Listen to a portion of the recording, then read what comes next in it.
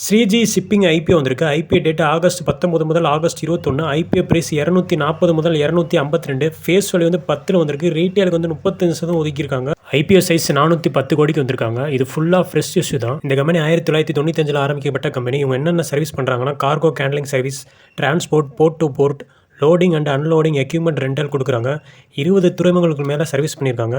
80 கப்பலுக்கு மேலே வச்சுருக்காங்க. 370க்கு மேலே மிஷினரி எக்யூப்மெண்ட் வந்து வச்சிருக்காங்க. இந்தியா ஸ்ரீலங்காவில் சர்வீஸ் பண்ணுறாங்க. Year on year financial report பார்க்குறேன். அசட் வந்து கண்டினியூஸாக இன்க்ரீஸ் ஆயிருக்கு. ரெவன்யூ வந்து போன வருஷத்தோட இந்த வருஷம் வந்து குறைஞ்சிருக்கு. ப்ராஃபிட் வந்து கண்டினியூஸாக இன்க்ரீஸ் ஆயிருக்கு. எபிட்டா இன்க்ரீஸ் ஆயிருக்கு. நெட்வொர்க் கண்டினியூஸாக இன்க்ரீஸ் ஆயிருக்கு. ரிசர்வ்ஸ் வந்து போன வருஷத்தோட இந்த வருஷம் குறைஞ்சிருக்கு. 196 கோடி. அதாவது கடனும் வந்து பார்த்தீங்கன்னா 256 கோடிக்கு இருக்குது. இது நல்லதில்லை. இவங்க ஐபிஎல் லிஸ்ட் ஆனதுக்கப்புறம் ப்ரொமோட்டர் வந்து 90% இருப்பாங்க. இவங்களுடைய மார்க்கெட் கேபிட்டல் 4105 கோடி. ROE, ROCE, RONW, profit margin, EBITDA margin நல்லா தான் இருக்குது. டெப்ட் ரேஷியோ 0.75 இருக்குது. அதாவது நான் ஏற்கனவே சொன்ன மாதிரி 256 கோடிக்கு கடன் இருக்குது. பிரைஸ் டு புக் வேல்யூ வந்து பார்த்தீங்கன்னா 10.76 இருக்குது. அதாவது இவங்களுடைய புக் வேல்யூ வந்து பார்த்தீங்கன்னா 23 இருக்குது. புக் வேல்யூ விட 10 மடங்கு அதிகமாக தான் ஐபிஓ பிரைஸ் வந்திருக்காங்க. ரொம்ப ஓவர் வேல்யூஷனான ஐபிஓ. இவங்களுடைய இபிஎஸ் வந்து பார்த்தீங்கன்னா 8.67 இருக்குது. ஐபிஓ பிரைஸோட வகுத்து பார்த்தீங்க அப்படின்னா இவங்களுடைய பி ரேஷியோ வந்து 29 இருக்குது. ஓவர் வேல்யூஷன் தான் வந்திருக்காங்க. பி ரேஷியோ 20க்குள்ளே இருந்தால் நல்லா இருந்திருக்கும். இவங்க ஐபிஓ வந்தக்கான நோக்கம் வந்து பார்த்தீங்கன்னா 251 கோடிக்கு வந்து பார்த்தீங்கன்னா சரக்கு கப்பல் வாங்க போகிறாங்க.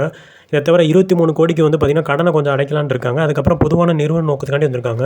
Investments in securities market are subject to market risks. Read all the related documents carefully before investing.